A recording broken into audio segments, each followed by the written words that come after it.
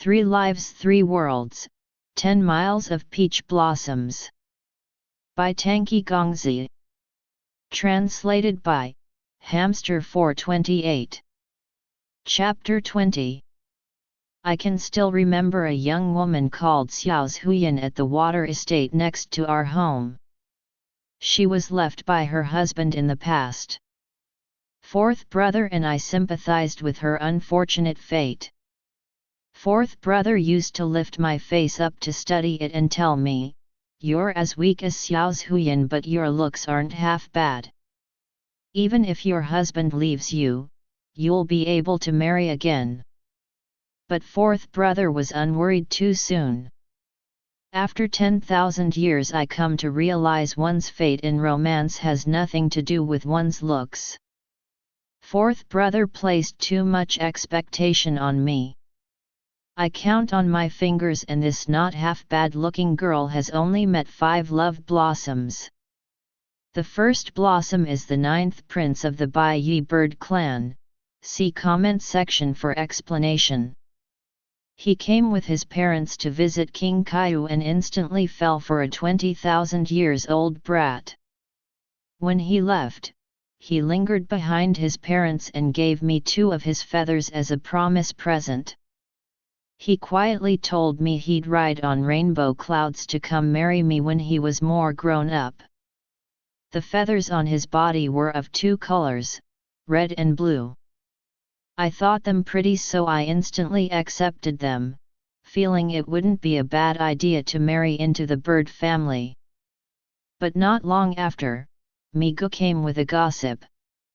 He said the bird clan can't marry out of their race, and the 9th prince caused a huge riot by starving himself to keep his promise to me. His parents couldn't stand such a scene, so while he was asleep, they drugged him with aphrodisiac and took him to the bed of a notable maiden within the bird clan. He wronged me and couldn't ride on rainbow clouds to come for me anymore. I took his 2 feathers and bunched them together with pheasant ones to make a feather duster. The second blossom is the 2nd prince Li Jing of the demon clan. We had a few days of sweetness. Then he and Xian knew that repulsive thing to betray me behind me back. The 3rd blossom is Zhangpi, the 2nd son of Tianjun. This one was an arranged marriage forced onto me by my parents. But my fate doesn't have a place for this romance, so when Zhangpi came to King Kaiyu, he fell for my maid and left with her. My 4th one is my 4th brother's riding bird Bafang. But Bafang hid his feelings so well. When he finally thought it through, I was already engaged. These first 4 blossoms withered before they could bloom. There was only a good one, but it was only good in appearance. The last blossom is Yehua. I'm quite sad I couldn't meet this future husband of mine during my most youthful days. I take the cloud and fly from Zihai directly to Zhuangtian. The breeze is gentle and cool today. There appears to be the scent of lotus flowers within it. I hastily push the door to his study open, then hastily lock it, then hastily push aside the curtain. These hurried movements of mine are as fluid as they come, but since I didn't pay attention, I run into the 2 flower vases on the floor, causing a loud sound to be made. Yehua lifts his head away from the documents on his desk and smiles as he rubs his temple. "What brought you to my study today?" His face is no longer blanched white as it was at the water palace of Zihai, but it nevertheless has gotten gaunt. I'm not as naive as I used to be. Ultimately I realize if someone insists to you he isn't a good person, you won't be able to find a bad trait from him. I step forward 2 steps and come before him, wanting to grab his wrist for some pulse checking. He swiftly retracts his smile and reaches out to grab my robe. He knits his brow as he asks me, "What is this?" I lower my head, "Oh, it's nothing." I used the soul-seeking technique on Zihai's eldest prince, and a lapse in concentration caused me to cough a couple of times. He pushes the chair and gets up, then turns to pour more tea. He says as he pours, "I know you want to wholeheartedly care for Moiwan, but you should take care of yourself too. Wouldn't it be bad if you fall sick when Moiwan wakes up?" My gaze follows his figure as I reply, "Try guessing what I saw when I entered the first Prince of the West Sea's soul." He turns back and gives me the cup in his hand. His head tilts as he asks, "How's Moiwan?" I take his teacup and angrily says, "So how did those 4 beasts guarding the magic herbs look? The pill Jian gave me was made by you, wasn't it? How much life energy do you have left?" His expression remains ever constant. He smiles vaguely and says, "Oh, was there such a thing? Tianjun told me to visit Donghai some time ago. When I passed by Yingzhou, I suddenly remembered that you wanted to pick some magic herbs, so I went down for some on my way. Those beasts you talked about weren't so great. If they were a bit faster, I'd have captured one back for you to train so you won't be bored during your free time. You seem free these days too." The things he says sound so easy, but I still remember my father brought back numerous injuries when he returned from Yingzhou. I hear my voice sounding again, "Then what about that pill? How many years of life energy did it cost you? You asked Jian to bring it to me. Why are you still lying to me?" He lifts his brow and says with a surprised look, "Oh, was that so? Then Jian didn't tell you I made that pill." Then he smiles again, "I shouldn't have entrusted these things to him. He stole all my credit." As he turns the pages of the documents on his desk, he continues, "I was born with more life energy than most immortals. Tianjun also transferred a bit more to me. Making that pill wasn't a big deal." I look at his right hand, which is hanging limply within his sleeve, and softly say, "Why do you only use your left hand when you pour tea and turn documents today? Shouldn't you move your right hand around a little?" His left hand, which is turning the document, suddenly stops. But it was only for a second before he resumes that not too slow, not too fast turning motion. He nonchalantly says, The vile beast took a chomp because I was careless. It's my right hand, so I'm in a bit of discomfort. But there's no problem. The physician took a look and said it'll heal within a month. He said Tianjun gave him a bit of life energy.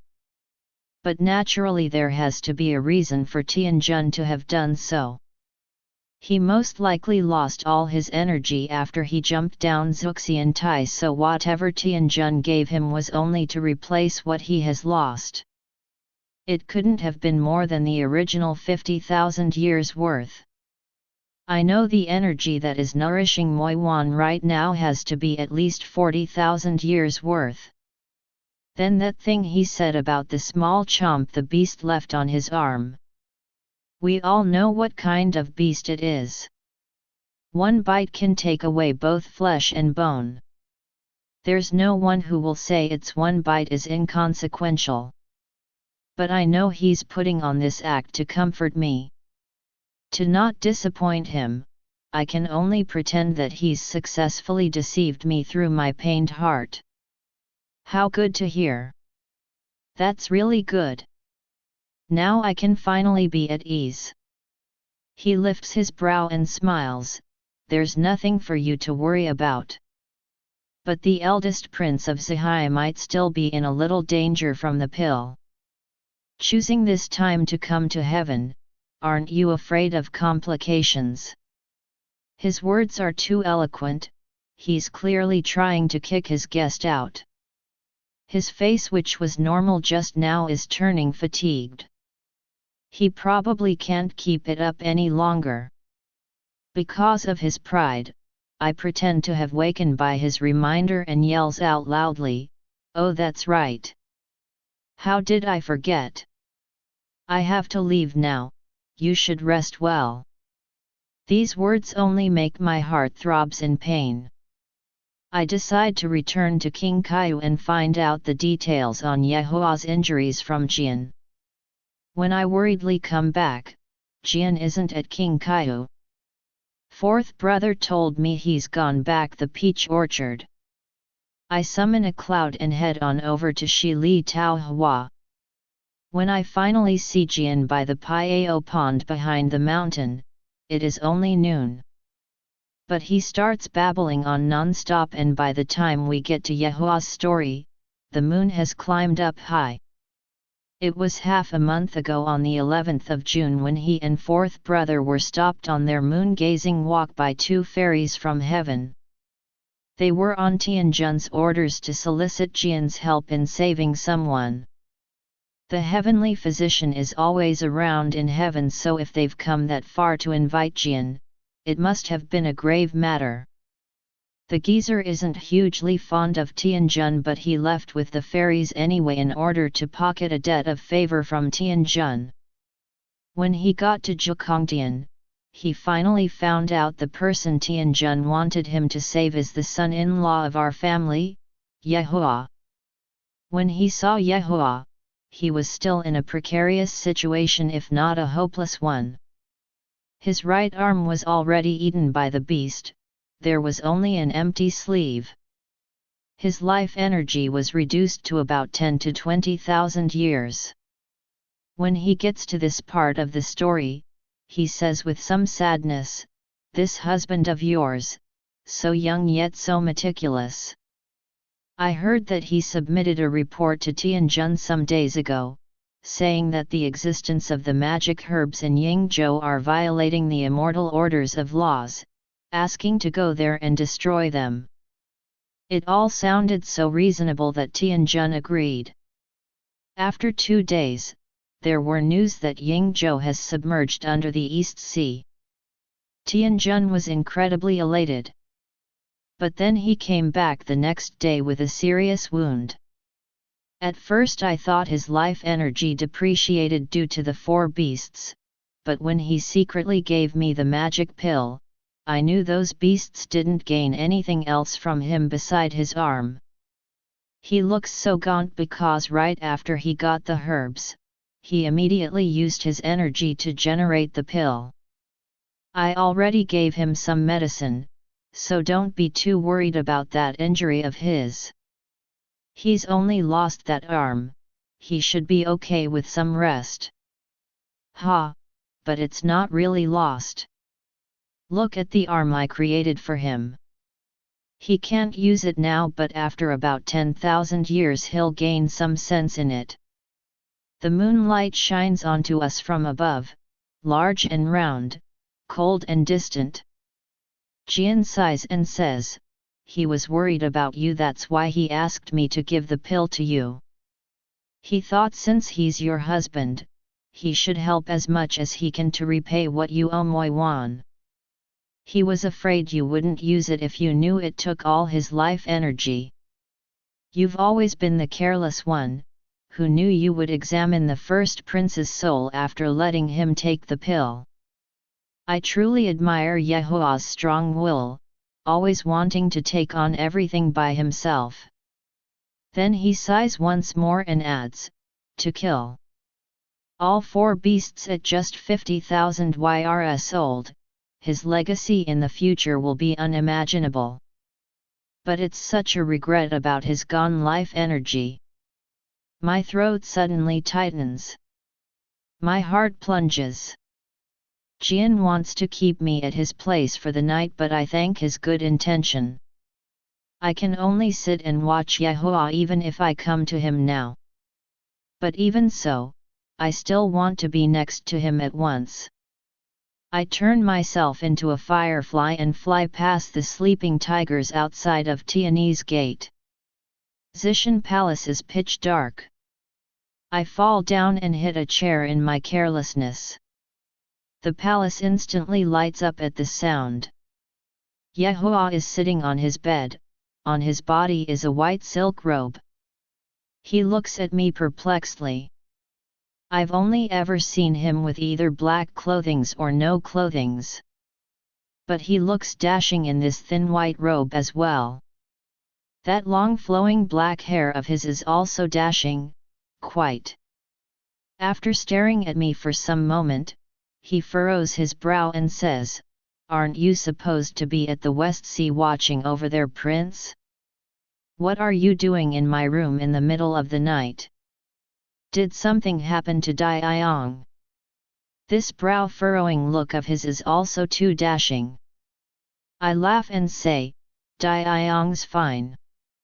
I remember that you're still hurt, so I came over in case you need someone to help you pour tea. Yehua has spent so much effort to deceive me for my peace of mind. Thus it's best if I continue this charade." He looks at me with a bewildered expression, then smiles and pats on his bed. "Qian, come here." My ears burn hot the moment his voice rings out. I clear my throat and say, "I don't think that's such a good idea. Let me sleep at the little doe's place tonight. Why don't you rest? I'll come see you tomorrow." I haven't exited his room when the palace turns dark again. One step forward and my leg has run into a chair. Yehua pulls me in from behind. "I can only hold you with one arm right now. So if you don't want to, you can always go. My mother taught me countless times the proper behavior I should display as a bride. She said as a new bride, when my husband wants to make love, I should gently reject him to give off the appearance of shyness and modesty." I thought clearing my throat was clearly a sign of gentle rejection, but Yehua didn't pay much attention to it. Unfortunately, my mother didn't teach me what next to do when my husband doesn't accept that gentle rejection. Yehua's loose hair tickles my ears.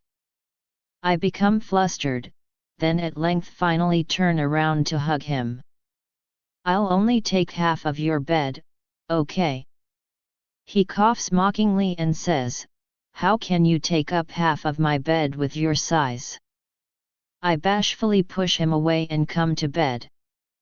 I take off the outer layer of my outfit and crawl under the blanket. I stay all the way in the top corner. When Yehua comes near, I back away toward the inside.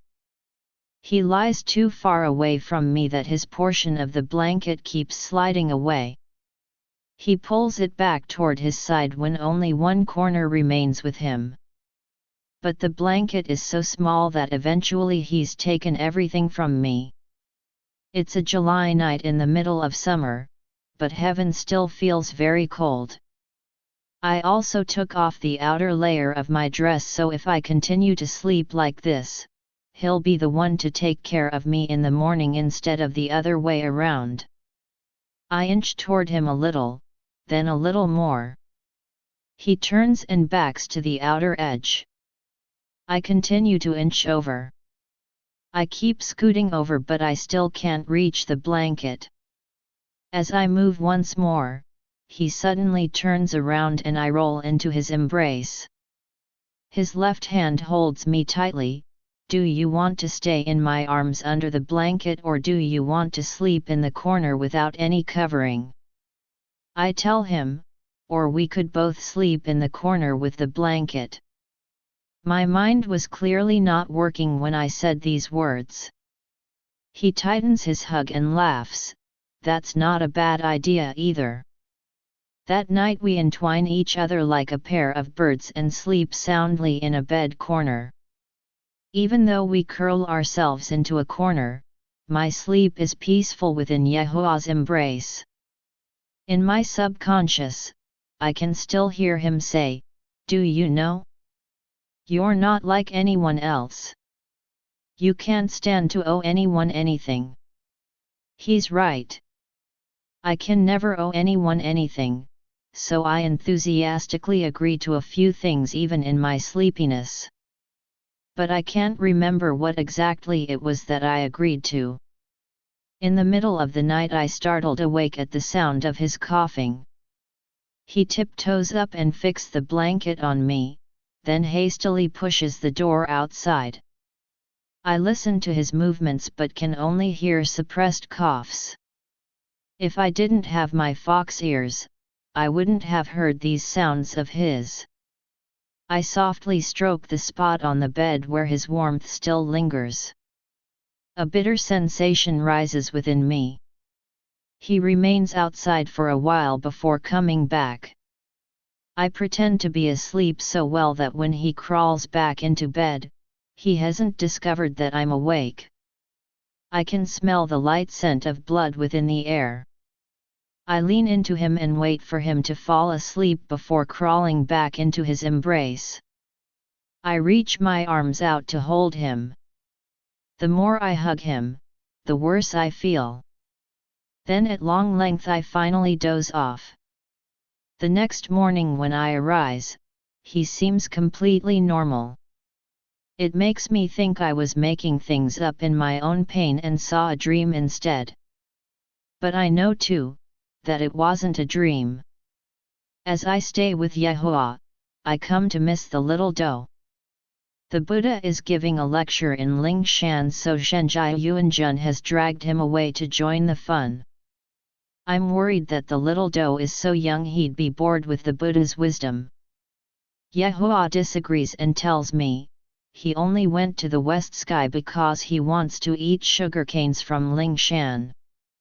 On top of that he has Shenjia with him. Even if the rest of the immortals nod off, he won't be the one to fall asleep. Since I worry about Yehoah, I want to stay near to him. Yulan Fanghua is a bit far away from Zishan Palace, farther than King Yun Palace is.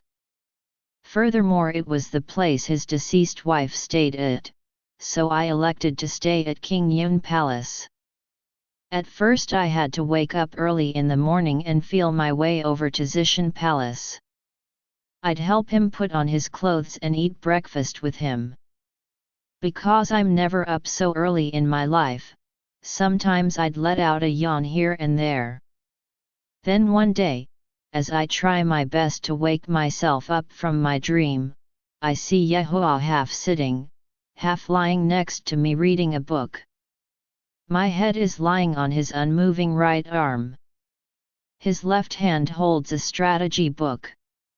When he sees me, he turns the page and says, "It's still dark outside. Go back to sleep, I'll wake you up when it's daytime."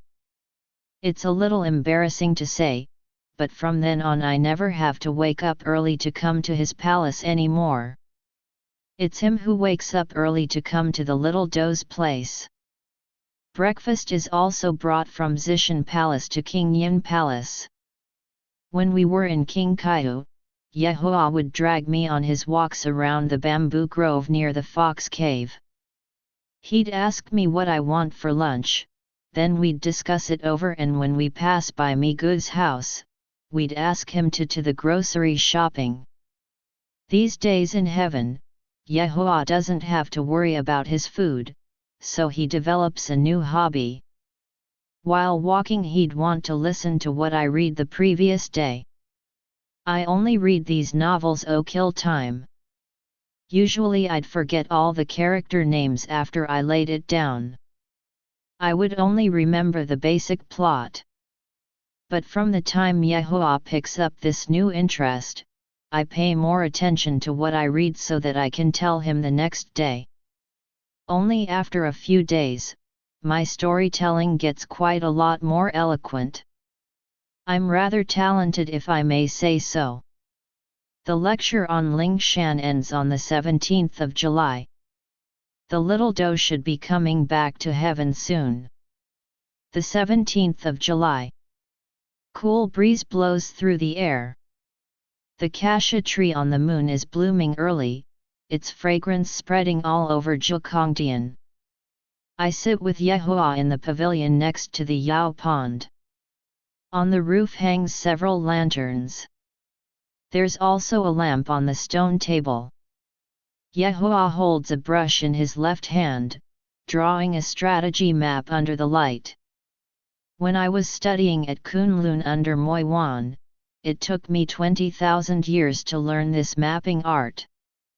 I thought it was the most horrible course. Looking at these maps not only gives me headaches, it gives me body aches. I end up only admiring Yehua's painting hand for a bit, then lean against the chair and close my eyes to rest. I've just blinked my eyes when the little doe's clear voice calls to me from afar, "Mom, Mom." I stand up to look, it really is the little doe. He's wearing a jade green outfit. His tiny hands are grabbing hold of a sack on his shoulder. It looks quite heavy. The sack on his shoulder is making his walk unsteady. Yehua pauses and walks over to the stairs to look. I left my chair too and unhurriedly comes over to see him. When he's about 10 steps away from us, he yells out aloud, "Mom!" I call back to him. His small chubby body slowly slumps down as he carefully sets the sack onto the ground. He wipes the sweats on his face and shouts, "Mom, Mom, Ali brought back sugarcanes from Lingshan for you.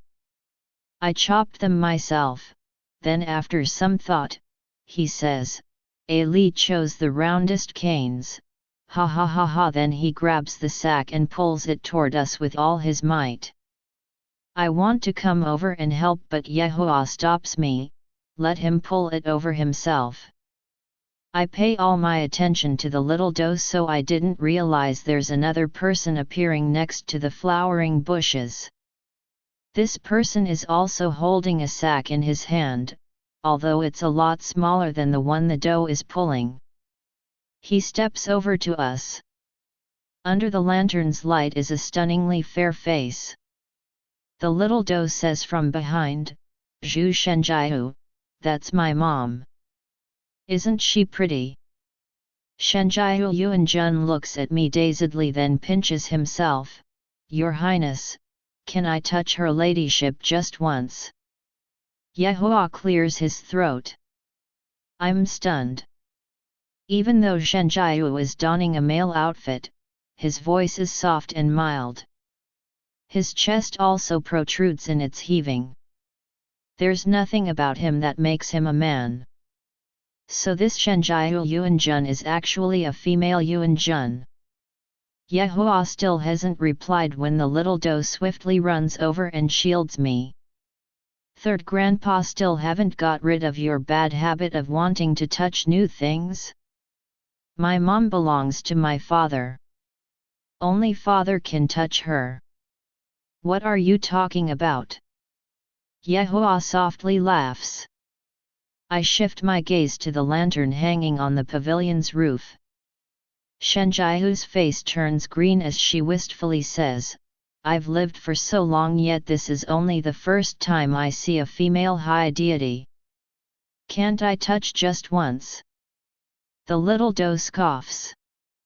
Shenjiu continues her sad expression, "Only one touch, just one, is that even too much?" The little doe scoffs again. Shenjiu brings a handkerchief to her face and wipes her tears. "I was still so young when for no reason I had to ascend heaven and become a fairy. I'm bothered by His Highness the Third Prince all the time and got old in misery. There's nothing I really wish for. My only wish is to meet a female high deity and give her a touch. But even that small wish can't come true. Siming, the god of fate, is so horrible to me. She looks so miserable, her parents might have died. The wheels in my head is spinning. That third prince she mentioned should be the little doe's third grandpa, or Zhangpi's younger brother, Yehua's third uncle Lian Song." The little doe releases a deep breath and looks at me. Then he looks at his father, and after declining for a while, finally says, "Fine, go ahead. But just one touch, okay?" Yehua shoots Shenjiao a glance and turns back to the map on his stone desk.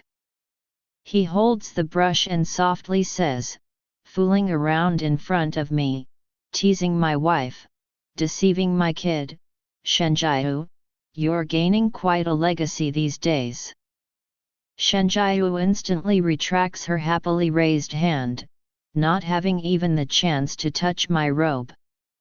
The little doe pulls the heavy sack into the pavilion and slowly opens it.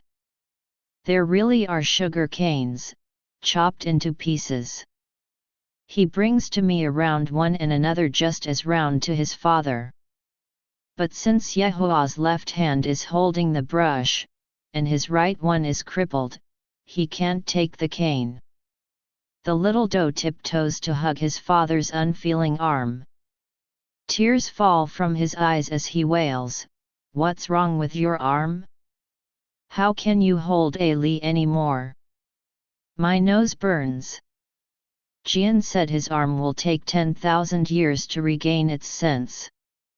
He's now trying to deceive the little doe and me, and acts as if it's nothing important. Since I'm acting this play alongside with him, I also have to pretend it's no big deal. Everything has already happened. Grieving won't bring any use. I think to myself, that from now on, I'll be his right hand. Yehua lays the brush down and hugs the doe in one arm. "I can still hold you with this one arm. A boy shouldn't cry at every little thing." Then he glances at me and smiles, "Although I think melancholic maidens are beautiful, you look painful being so sad. The other day I felt some sense in this arm again, don't worry so much." I sigh inwardly and put on a happy face. "Of course I know your arm will recover in no time. I just didn't know if it will be as dexterous as before. You painted such good portraits. But if you can't paint anymore, we might have to ask outsiders to paint for us in the future." He lowers his head and laughs. He lets the little doe go and says, "My left hand is even more dexterous than my right one. It's not a problem even if I don't have my right one. How about I draw one for you right this instance?" I breathe out in relief. No wonder he's the heir Tianjun picks out. Aside from fighting and killing, he also has this extra talent. Shenjiao instantly brings back paper, brushes, ink, and stand. I hold the little doe as Yehua wants and sit on the chair. I wave Shenjiao over and tell her to sit down next to me so that Yehua can paint her into the picture. The little doe wriggles in my arms. Yehua kits his brow and says nothing.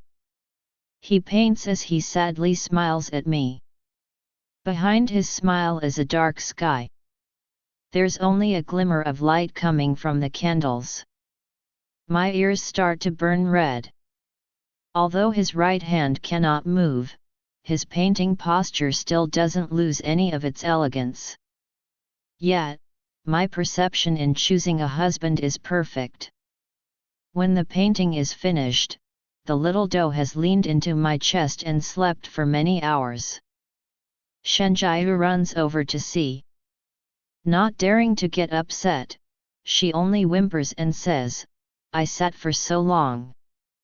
Your Highness should have at least drawn the corner of my robe or something." I, too, walk over with the doe to take a look. Yehua's left hand isn't worse than his right one. If second brother can see this talent of his, they'd become best friends. My slight movement rouses the little doe awake. He blinks then slides down from my arms. He takes a look at the painting and whimpers, "Shenjiao, how come you're not in here?" Shenjiao miserably shoots a glance at him. I pat her shoulder and condole her. Yehua's strength hasn't been too good the past few days. He could only use one hand to draw this much, so he's a bit tired. Please understand. Shenjiao covers her mouth with her right hand and gently coughs, losing his strength. Yehua stops in the middle of cleansing his brush. The jade brush in his hand breaks into two. Cough cough, wrong word choice.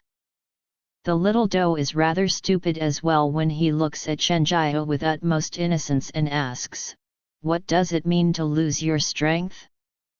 Does it mean he can hold me but not mom?" I awkwardly gives out a laugh and start to back away. Before I can completely leave, the sky has turned on me. When my sense returns, I'm already on Yehua's shoulder. He turns and delegates to Shenjiao, "Clear these things on the table, then bring A Li back to his palace and let him rest." Shenjiao obeys. The little doe brings his tiny hands to his eyes and yells out, "Deflowering fiend! Deflowering fiend!" Shenjiao jolts and quickly covers the doe's mouth with his hand. His breathing remains constant even with me over his shoulder. The maids in his palace hastily retreats as they see this scene. The last one to leave helps us close the door even though her cheeks were burning red. He was ever gentle when we were at the water palace at the West Sea. But for some reason he's a bit rougher tonight. He drops me onto the bed. My head rests on his right hand while my body stays in his left. He finds his way to my mouth and nibbles it.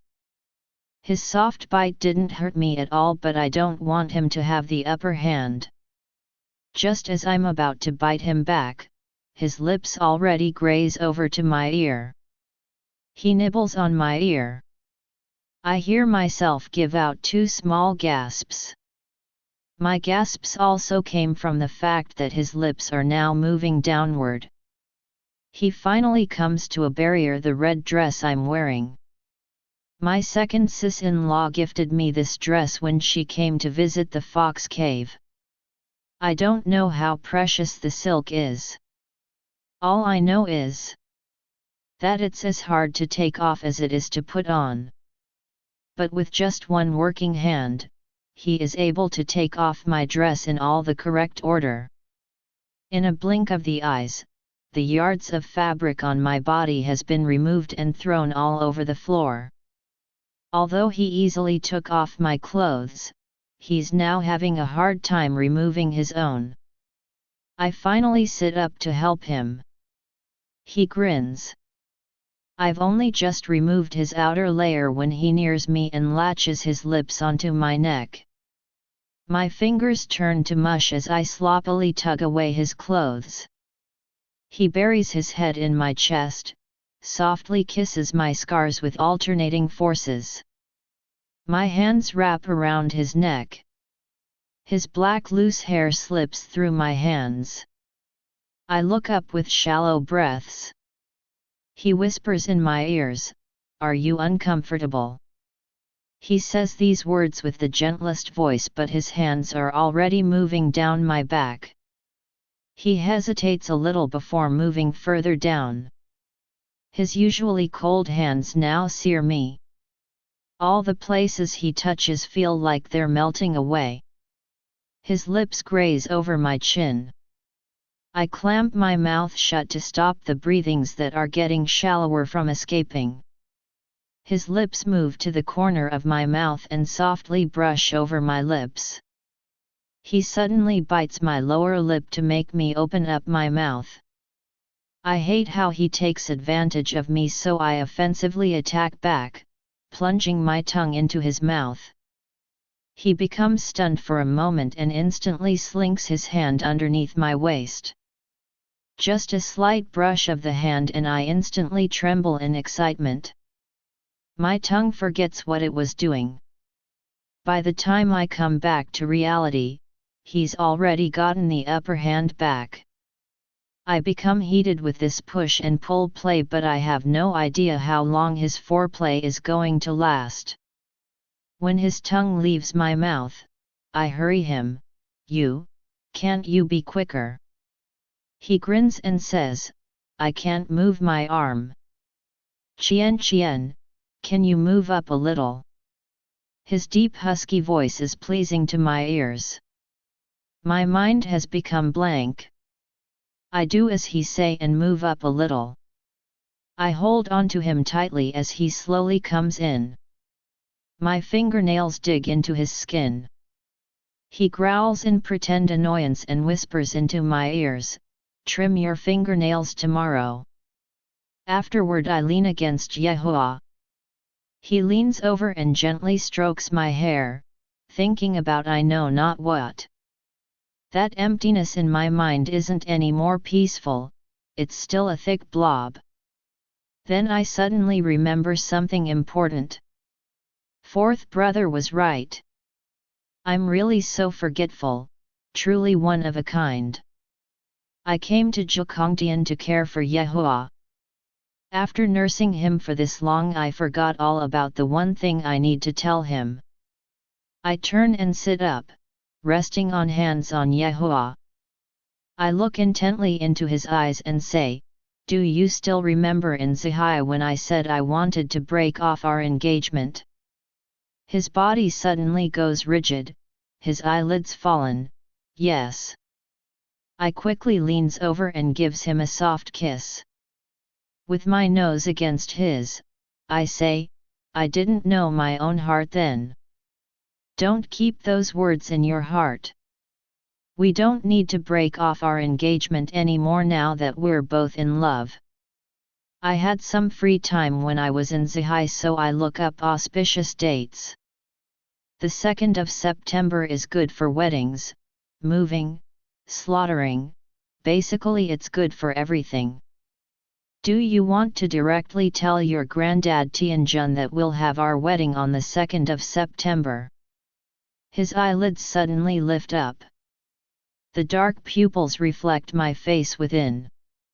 At length he asks with a hoarse voice, just now, what did you say?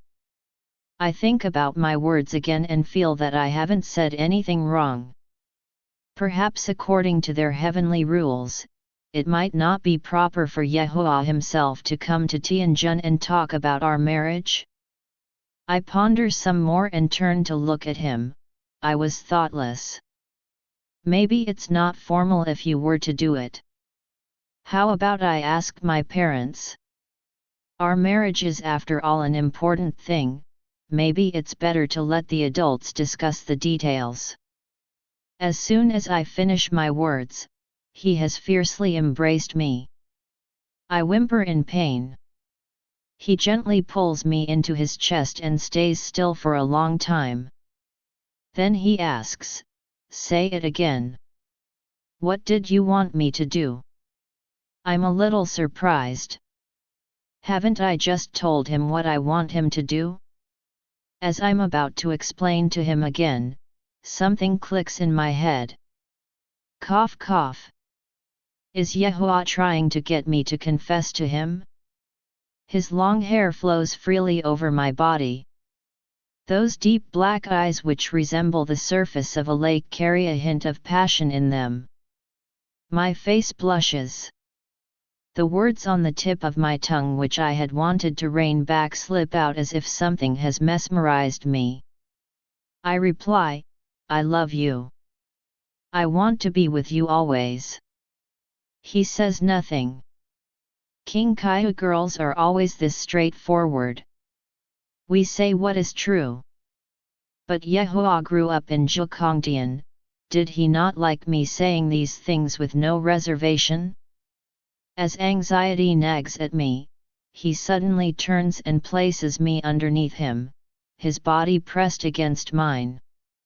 I wrap around his back tightly in his firm embrace. He gently nibbles my ear, his head lowers as he tries to control his voice. Qian, give birth to another child for me. There's something wrong with these words, but I can't pinpoint exactly what. The night surges and falls. I only get some sleep when the morning god wakes up. I finally understand for the first time the meaning behind those words, a short spring night. When I wake up, the chamber is still pitch black. Yehoah is still in deep sleep. I feel utterly happy to be able to see him the moment I wake. I inch forward and watch closely his handsome face. His face looks so much like my teacher Moi Wan's. I still haven't gotten over mistaking him for Moi Wan. But a closer look tells me there's a little difference. Like Moi Wan's eyes aren't as dark as his, and aren't deep like a pond's bottom as his. Moi Wan's usual solemn expression makes it impossible for me to not revere him. On the other hand, Yehoah's daily expression is making my heart palpitate whenever I look at him recently. After looking at him for a long time, I find myself sleepy again. As I turn to sleep some more, his hand already slithers around my body. With closed eyes, he says, "Look more if you want to. Then when you're tired of looking, lean into me and stay in bed a little longer. The wall isn't going to be as warm as me." My ears burn red. "There was a mosquito on your face. I just wanted to catch it for you. Your talking made it fly away." He and says, "Yeah, but if you still have enough energy left to help me catch mosquitoes, then," with just one movement he already pulls me close to his body, "let's go for another round?" I still want to sleep. But my body feels icky, so I can't fall asleep. "Why don't we ask for some water and wash ourselves, then go back to sleep?" He sits up and drapes a robe around himself, calling the maid to bring some water. After one night, Yehoah's wounds seem to have healed a lot. I think to myself that I should lessen the medical herbs in his tea from now on. This betrothal of ours, when Tianjun decreed it, there was no proper promise gifts. Now that I've fallen in love, I'm planning on a day for my father to hasten things along with Tianjun. The best date would be the 2nd of September. Yehoah doesn't have much of his life energy left currently. I'm afraid he'll have to face the 9 lightning bolts and 81 fire strikes for his coronation. Everyone who becomes the next Tianjun has always taken this trial. I want us to wed quickly so I can take the trial for him. But how will I deceive him and keep him away when that time comes? Yehoah isn't as easy to deceive as I was when I was young. I think and think. After we washed, I fall asleep again. I thought I've planned everything out, but when I wake, the conversation with Yehoah ends up ruining my plans. He holds me close to him and dejectedly says September 2nd won't do. Our wedding will need to wait at least 2 months. He needs to descend to the mortal world in these 2 months as a punishment for killing the 4 beasts. That wasn't part of Tianjun's order, he was only supposed to destroy the magic herbs. But although it's only several months away from Yehoah, I still can't take it. My feelings for him give me both sweetness and distress. Yehoah says, "Will you wait 2 months for me?" I count on my fingers. "You'll go down there in early August and stay there for 2 months. Then let's move the wedding to October. There will be peach blossoms in October, so it'll be a good timing as well." Then I think and say with worry, "Even though it's only 2 short months for me, it'll be a whole lifetime for you. Have you seen the fate Siming Xingjun wrote for you?" Yehoah softly laughs and kisses my hair. "My fate isn't scripted by Siming." After discussing with some royal family members, Tianjun told Siming to leave my fate blank. My life will depend on myself. Even though you'll be taking Yan Wang's, God of Death, amnesia potion, you still can't marry another woman, all right. He doesn't reply. After hesitating for a while, I continue, I'm not that worried. I'm just worried that, haha, you'll reincarnate into another life. So I cannot not be careful. You should understand. He gently brushes the hair by my ear and strokes my face. There's not a flower in sight and you've already begun your jealousy. I clear my throat abashedly. I believe in Yehoah's love. Even in another lifetime, he'd still remember me. But there's still that stupid rule that makes immortals take a forgetful potion before reincarnating. They can only remember everything again once they come back. He strokes my hair and chuckles. If I accidentally bring back a flower, what will you do? I give it some thoughts and feel that this is the time to give him some warning. I bow my head low and say with pretend sadness, if such a time comes, I'll abduct you back to King Kaiu and lock you away in the fox cave. Each day you'll only get to see me, when you eat, when you read, when you paint, you'll only see me. His eyes glimmer. He brushes aside the stray hair on my forehead and kisses my nose. I wish at this moment you've already abducted me back. On Mid-Autumn Day, the 15th of August, Tangqi, moon goddess, has the cassia tree chopped down and the wine jar dug up from the moon palace and gifts each person on the 36 levels of heaven a bottle. I bring this bottle to Sa'a Palace and have a parting drink with Yehoah. I wanted to come with him, but he wouldn't let me. He wants me to wait for him in King Kaiu instead. Yehoah doesn't want me to follow him probably because he knows I'd use magic to protect him and end up harming my own fate.